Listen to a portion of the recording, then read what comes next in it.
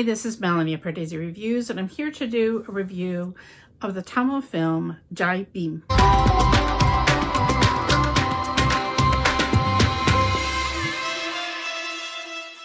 If you're new to Pardesi Reviews, I do trailer reactions and film reviews of Indian cinema. So I've had many viewers recommend this film to me, urge me to see it, and I have very mixed emotions about this film. I'm just going to be completely honest with you. I think the story is amazing. It's about a couple from an oppressed caste.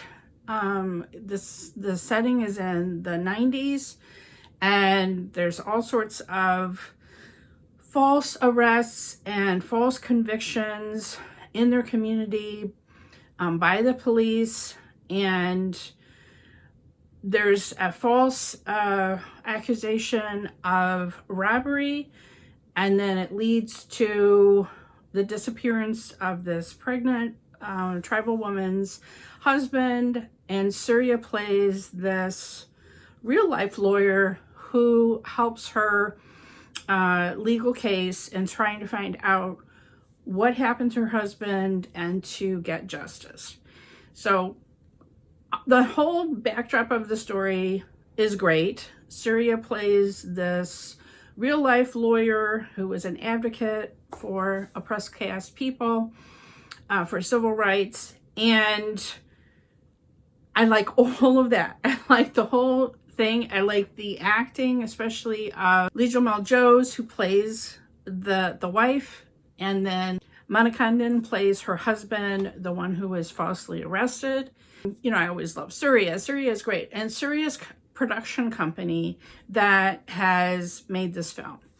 So I have very mixed emotions about this film because while I think it's an extremely admirable subject to do a movie on, and there's certain scenes that are going to stay with me for a long time, like when about the middle of the film, the police snatch her child, and she talks to Suriya, her lawyer, on the phone, and he says, go to the police station, I'll take care of it.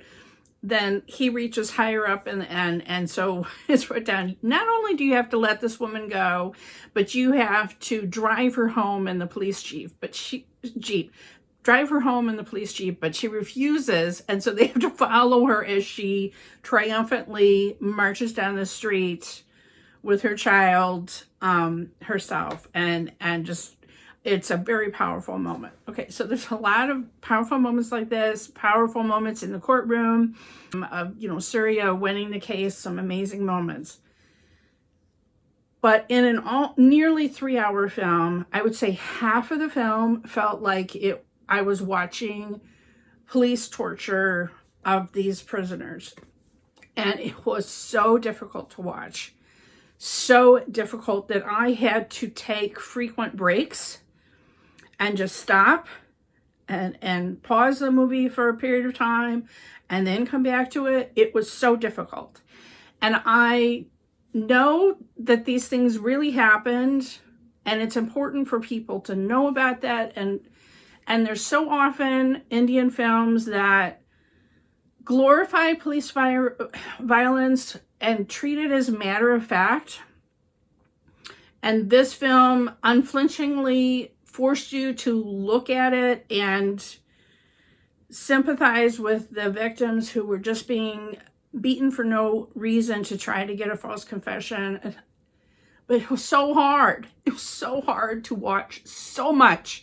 I mean, literally, I felt like an hour and a half of the 3-hour movie was me being forced to watch this torture.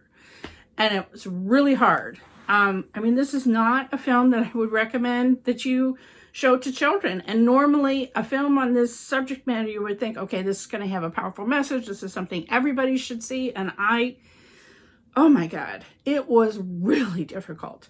Okay, I'm not trying to come from a place of superiority that we've never had police violence or anything in Chicago, because God knows there's been so many cases. There was one particular police officer, him alone cost the city millions in lawsuits of all of the false confessions that he forged from the torture that he did.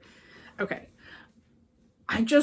I don't know. I felt like this film had no subtlety and was hitting you over the head with a sledgehammer of this message of all of the bad things that these police did. And I mean, there was a really good character played by Prakash Raj, who when I first saw him, I'm like, okay, here's Prakash Raj. He's going to be a villain again. And that he was one of the few characters, like he was won over from he was a police investigator, and that he felt like it was, he gave an example to Suriya's lawyer character of, breaking some child molester's fingers instead of waiting for the judicial process.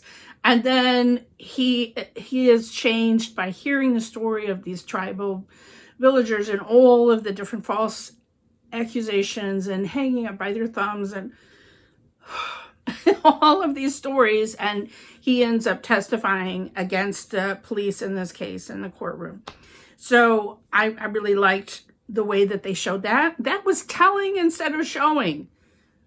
Oh, and then we got towards the end and I thought, okay, we're done showing this torture. And then they showed a recap during the trial of the final moments. And I'm like, oh my God, it was so much. It was just so much.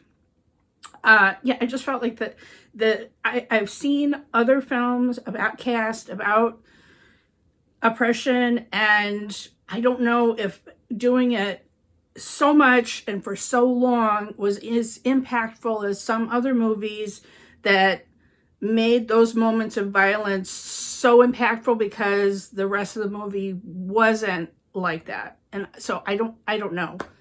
I'm obviously not the intended audience for this picture, but I'm just telling you, it was hard to watch. It was very hard to watch.